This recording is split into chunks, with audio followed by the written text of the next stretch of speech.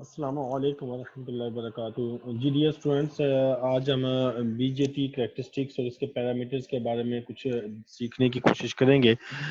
Last time हमने transistor के बारे में लर्न किया था कि ट्रांजिस्टर क्या होता है, बीजेटी बाइपोलर जंक्शन ट्रांजिस्टर क्या होता है, इसकी ब्लॉक डायग्राम क्या है, इसकी सिंबल डायग्राम क्या है, इसकी बाइसिंग कैसे करते हैं, इसका नॉर्मल ऑपरेशन हमने लास्ट टाइम डिस्कस किया था। वो भी उम्मीद है कि आपने लेक्चर को रिव्यू किया होगा, वीडियो को, यूट्यूब की वीडियो को आपने देखा होगा। अगर किसी ने नहीं देखा तो काइंडली पहले प्रीवियस वीडियो जो है, जो अपलोड की गई है यूट्यूब चैनल पर, उसको आप पहले वॉच कर लें, उसके बाद इस लेक्चर को मजीद देखिएगा। इसमें आज हम जो डिस्कस करने जा रहे हैं, इसमें इसकी कैरेक्टरिस्टिक्स कर्व के बारे में है कि बीजेटी की कैरेक्टरिस्टिक्स मीन के बाइपोलर जंक्शन ट्रांजिस्टर की कैरेक्टरिस्टिक्स कर्व कैसी हैं, उसकी एनालिसिस क्या है। उससे पहले हम पहले ये पॉइंट डिस्कस करेंगे कि बीटा और अल्फा क्या होता है। मीन डीसी बीटा किसे कहते हैं, अल्फा डीसी अल्फा किसे कहते हैं, और इसको कैलकुलेट कैसे करते हैं ट्रांजिस्टर करंट में, और describe the basic DC model. DC model को भी डिस्कस करेंगे बीजेटी का, और हम इसके सर्किट्स को एनालाइज भी करेंगे। ये बेसिकली हम ये पहले 4 पॉइंट को डिस्कस करने की कोशिश करते हैं। उसके बाद इंशाल्लाह हम डिफरेंट इसकी कैरेक्टरिस्टिक्स प्रॉपर इसकी बीजेटी की कैरेक्टरिस्टिक्स को स्टडी करेंगे। इससे सबसे पहले हम जस्ट इसके जनरल रिव्यू करते हैं कि हमने लास्ट टाइम, अगर आपको याद हो तो, हमने 2 तरह के ट्रांजिस्टर को स्टडी किया था। एक ट्रांजिस्टर जो था वो एनपीएन ट्रांजिस्टर था, जैसे आपको ये नजर आ रहा है कि ये ट्रांजिस्टर कौन सा एनपीएन ट्रांजिस्टर है। इसकी पहचान ये है कि इसका एरो जो है आउट ऑफ द इमीटर पर जो एरो होता है वो आउट होता है, आउटवर्ड होता है, जबकि एनपीएनपी ट्रांजिस्टर में मीटर पर जो एरो होता है वो इनवर्ट होता है। जस्ट ये डिफरेंस है, इस ये पहचान है, सिंबल आइडेंटिफिकेशन है कि you can see whether it is a NPN transistor or it is a PNP transistor. तो सिंपल हमने लास्ट टाइम इसकी if you want that transistor working in proper way for normal operation, तो इसकी normal condition हमने क्या पढ़ी थी कि ये ट्रांजिस्टर जो है ये मीटर बेस्ड जंक्शन, ये जो है ये मीटर कॉमन मीटर कहलाता है। मीटर बेस्ड जंक्शन जो होता है EB, ठीक है, मीटर बेस्ड जंक्शन क्या होगा, ये फॉरवर्ड बायस होगा,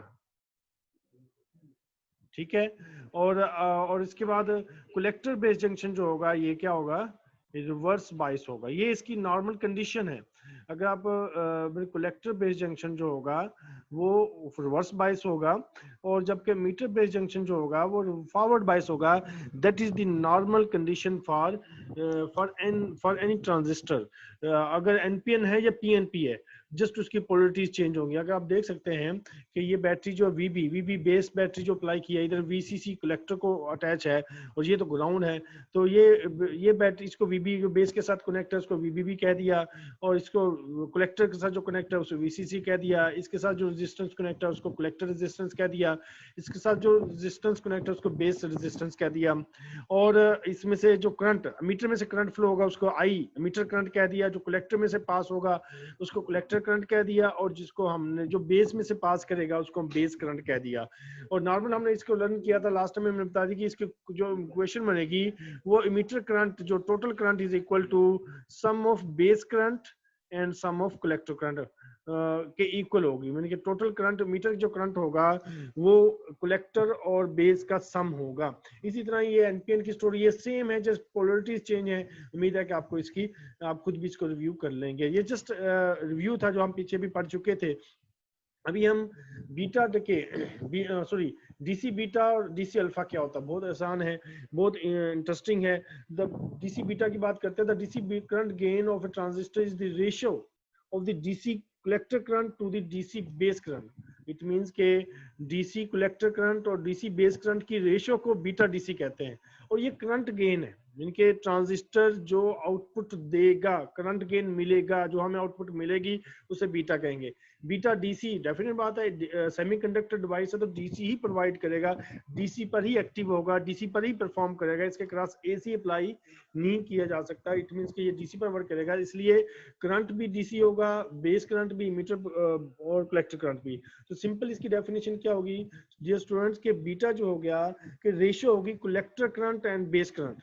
कलेक्टर करंट और बेस करंट की रेशियो को हम current gain of A transistor या बीटा डीसी कहते हैं, ये डीसी बीटा कह लें।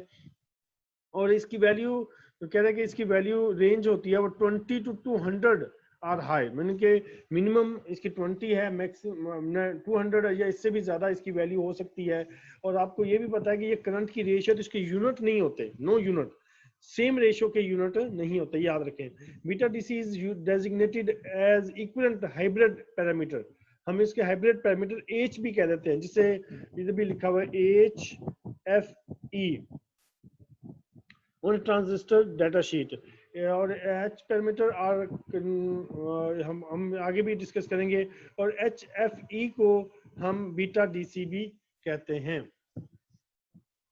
तो ये मैंने कि बीटा को आप एच भी कह सकते हैं, ये भी आपने इसको रखना है। आगे हम अल्फा डीसी की बात करते हैं। अल्फा डीसी में क्या होता है कि इसमें जो रेशो होती है, इधर तो रेशो कलेक्टर टू बेस है, इधर रेशियो जो कलेक्टर टू मीटर है, बस ये इसमें डिफरेंस है। Ratio collector to emitter is called alpha DC. ये कलेक्टर करंट है रेशियो, इसको alpha is less use parameter than beta, क्योंकि अल्फा जो है ना इसको यूज नहीं किया जाता।